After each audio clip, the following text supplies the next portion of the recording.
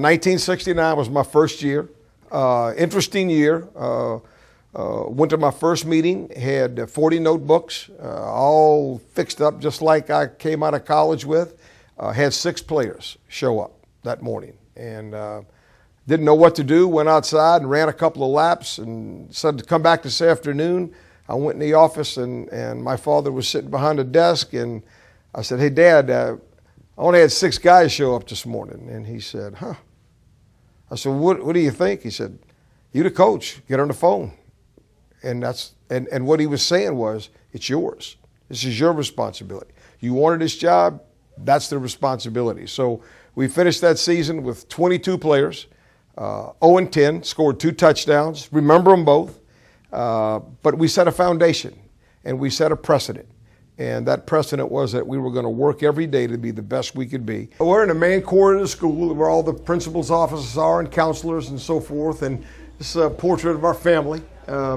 My brother Leon is on the end, my sister Alicia, who's one of our counselors, and then my sister Kathy is one of our counselors, my sister Debbie, who's the elementary school principal, and the 2 founders, my mother, who's still very active. She's 88 and comes every day. She gets mad because they won't let her teach chemistry. And then my father, who passed away in 2005, right before Katrina, actually.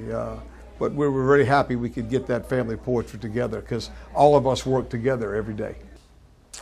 Well, he's an outstanding person. He is the same that he was 45 years ago that he is today. He is very consistent. He is a Christian gentleman. He is outstanding to work with. He's very competitive. He expects a lot from his coaches and his players. So he is very high standards and an attention to getting the things done correctly. The big thing that I think young people need to be able to do is feel like they have given their best. Once you realize that you've maximized your potential to its best, then you can live with the result. It might not be in a college scholarship, but you know you've done all you can do. So I'm ready to move on. I won my 500th game here, and that was really a special night. They had a big to-do. We were playing a game here, and it was a nice crowd of people. And I'm not too much on fanfare, and I'm standing right here somewhere around the 35 or 40 yard line, and I'm kind of finishing up the ball game, and all of a sudden 2 jugs of Gatorade right on the top of me, all over my red Gatorade. And I mean, I was sticky for about an hour and a half. Kids never change.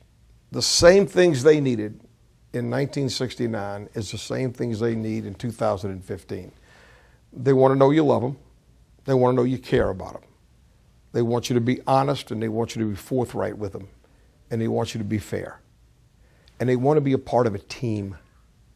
And they want to know that you're giving them your best effort. You know, my grandfather set such a strong foundation, and that has been passed on to my father, and then now is passed on to me, and I have a duty and a job to pass that on to my son.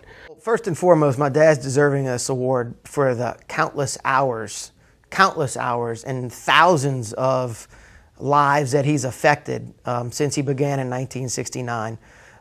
Certainly the winning kind of stands for itself, being the second winningest coach of all time. But it's more than that. It's deeper than that.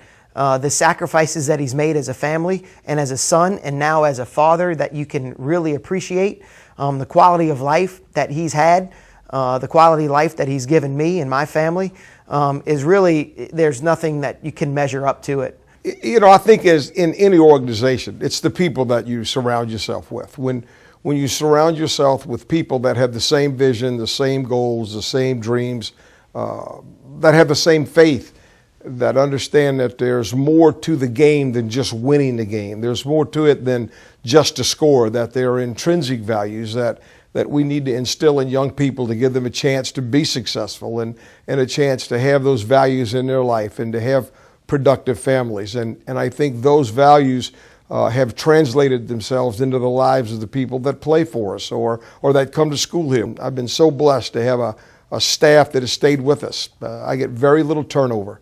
in our coaching staff, and because of the continuity and because of the goals and the visions and the understanding of those goals and visions, I think it lends itself to great success.